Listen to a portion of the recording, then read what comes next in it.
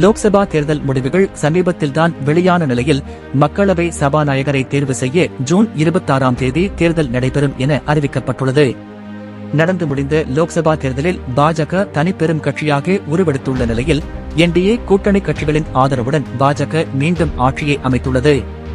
மோடி கடந்த ஞாயிற்றுக்கிழமை 3வது முறையாக பிரதமராக பதவியேற்ற நிலையில் அவருடன் மற்ற மத்திய அமைச்சர்களும் பதவியேற்றனர். மேலும் திங்கட்கிழமை மத்திய அமைச்சர்களுக்கான துறைகளும் ஒதுக்கப்பட்டன.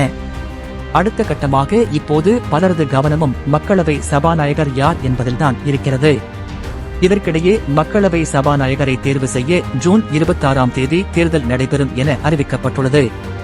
லோக்சபா கூட்டத்தொடர் ஜூன் 24ஆம் தேதி தொடங்கும் என அறிவிக்கப்பட்டுள்ள நிலையில் 2 நாட்கள் கழித்து புதிய சபாநாயகரை தேர்வு செய்ய தேர்தல் நடைபெறுகிறது.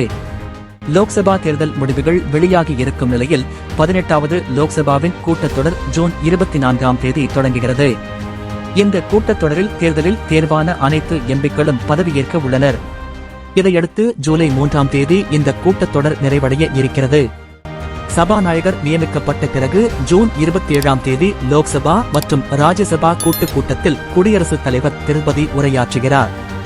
இந்த என்டிஏ அரசு அடுத்த 5 ஆண்டுகளில் எதில் கவனம் செலுத்த உள்ளது என்பது குறித்த விவரங்கள் இடம்பெற்று இருக்கும் என தெரிகிறது. கடந்த 10 ஆண்டுகளாக பாஜக தனிப்பெரும்பான்மையுடன் ஆட்சி அமைத்த போது பாஜக வசமே மக்களவை சபாநாயகர் பதவி இருந்தது.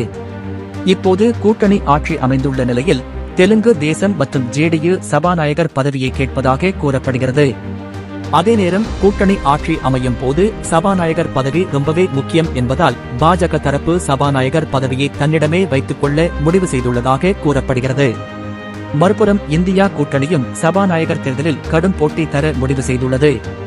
பொது வேட்பாளர் ஒருவரை நிறுத்தி அழுத்தம் தர இந்தியா கூட்டணி முடிவு செய்துள்ளதாக கூறப்படுகிறது.